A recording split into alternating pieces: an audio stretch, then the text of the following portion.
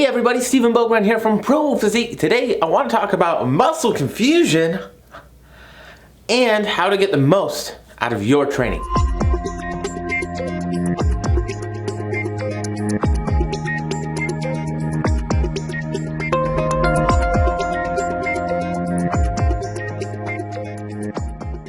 So what's up everybody? Hope you're all having a great day. Hope things are going well for you so far in this 2021 with all of your fitness goals and all the things that are important to you, hopefully making positive progress over time.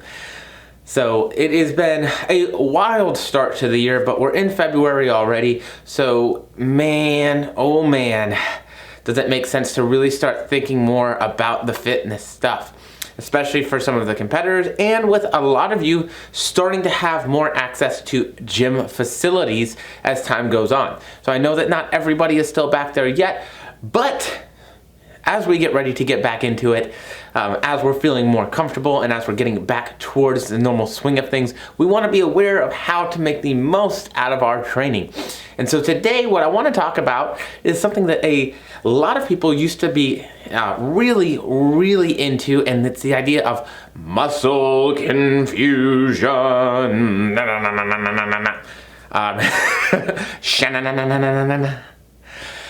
And so it's the idea that we have to do something different, that our muscles need different stimulus on a regular basis in order to grow and to get better. And so I think it absolutely bears talking about because some of us are still in these groups where we talk about muscle confusion and things. And so let's really talk about the muscles. So let's be very straightforward and honest. My muscles do not have brains. My brain is here. So my muscles are not necessarily thinking for me and getting confused. Now, when we do something, we are providing a training stimulus. When our body adds muscle and gets stronger, it is an adaptation. So initially, it's what we'll call a neuromuscular adaptation. It means our brains are getting better at using our muscles. It's recruiting larger muscle fibers more quickly and learning how to do the movement much better.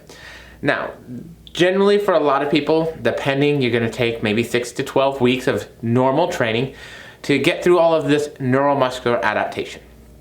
And so it depends on how often you're training and if you've trained before and some other stuff. We're learning all of these things. We're also learning proprioception, which is our movement in space, where we are in the world, right? Is up, and is down, and are our knees moving out? And can I feel when my glutes contract? Can I feel when my bicep is doing the work? Those kind of things, right? And so we're going to learn those things. And maybe at first, it's not going to be as detrimental if we're doing a lot of different things.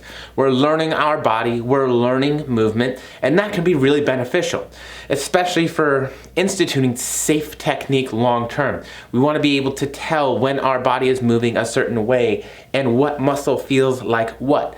And so that can be good. My hips are moving right now. And so that can be a really good thing. However, as we progress, we want to get a lot more specific. And so one of the things that we talk about a lot in terms of resistance training and athletics is the specificity principle, which means we want to structure our training around a specific goal. If your sport is basketball, well, we want to train in a manner that's going to help get us better at basketball. If our sport is football, we want to do the same. We want to do things that are going to make us stronger and faster, but also let us have enough athletic conditioning for that. Basketball needing much more conditioning as a long-term, lots of running back and forth, up court and down court, versus football, where we have a, anywhere from 4 to 15 second play, generally speaking, and it's a lot of shorter bursts, right? So we want to be specific about it. And if we're looking at building muscle, we want to be specific about how we do that. And one of the other big things we want to talk about is the overload principle. We want to lift at least a specific amount of our 1 rep max or maximal strength. And we refer to this in the field as intensity. So we want to be at least probably around 60% of our 1 rep max and be challenging ourselves. For the vast majority of people, we do not need to play the no pain, no gain game. That's confusing. And so what I mean by that is we probably don't need to always be going to failure. We probably don't need to go so hard that we can't recover. But we do need to be consistent in the stimulus that we give. Because whereas neuromuscular adaptations can happen rather quickly, the physiological adaptation of adding more muscle mass does generally take more time. Again, some people are going to respond really well to training and they'll respond a bit quicker. And if you've never trained before, you get what we like to call the newbie gains, which, man, I miss those. But that's where we're going to respond faster. We'll put on more muscle more quickly because it's a new adaptation, something that we have to get used to. But as time goes on, we get diminishing returns. And so we want to keep some staples in our training. And so the muscle confusion, switching everything up all the time, might not necessarily be the most beneficial thing for that. And so when I write a training block for someone, we're going to have the same exercises for that block. That block is going to last 6 to 8 weeks roughly. Okay? It can be a little bit less or a little bit more depending on how you structure that block and how you're changing things up, how you're progressing weights, and how you're deloading and managing stress. But we're going to have the same movements throughout that. And we're going to work on those movements for a structured amount of time. And then after that, we'll have the ability to change movements, to change up what we're doing. Now, an upper body workout might have different movements in it for the auxiliary stuff from the second and first workout, but the core movements will be the same. And then after that, maybe we take that block and we say, I want to keep working on the same core movements. I want to get better at the squat. It's a nice compound movement. I feel comfortable in it. And I want to continue making sure that I'm making progress on that. Cool. Well, we're going to continue working on the squat. And for a lot of people, that's going to be their main movement for 6 months, 8 months, a year. It might even be 2 years that we're still working on the squat as our main movement. But we might switch things up. So maybe we switch the rep ranges up that we're working in, okay? Maybe we switch up our auxiliary exercises, our accessory movements that we're working with. And so we get to have some variety there, but we're still doing the right things to facilitate adaptation from the muscle. And so I think what we really want to get away from is switching things up too often, because it doesn't allow us to have continual stimulus to adapt to. And so if our goal is a physique-related goal and physique athlete-related goals, we want to be consistent with our training stimulus in terms of exercise selection, right? We can switch up some accessory movements. Yes, we can switch up, what we're doing on top of that, but our base should be consistent. So maybe, yes, we're switching up something like a Bulgarian split squat and a leg press. And we're doing some things to work around to give maybe some of the joint stuff a little bit of a break, to give the back a little bit of a break.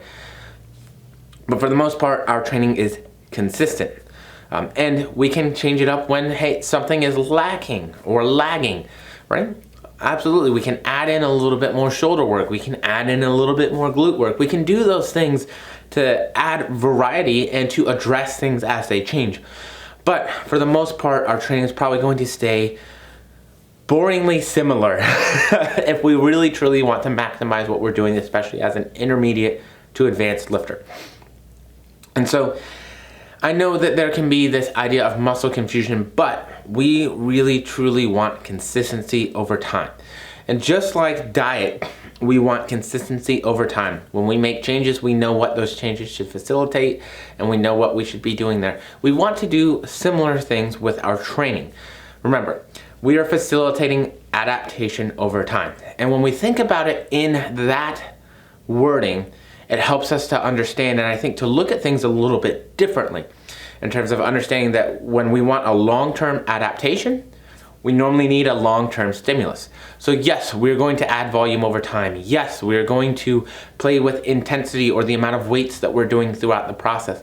However, we don't need to have these really, really crazy one end of the spectrum to the other end of the spectrum changes back to back. It doesn't do us good with diet. we want to be very aware that it may not be the most beneficial with our exercise either. And then obviously making sure that you're recovering and doing the right things to stay injury-free and healthy. So that's it. That's my spiel on muscle confusion today, y'all. I hope you enjoyed it, and I look forward to hopefully talking to y'all again soon. I say that, and then I don't do videos. I'll talk to y'all when I talk to y'all.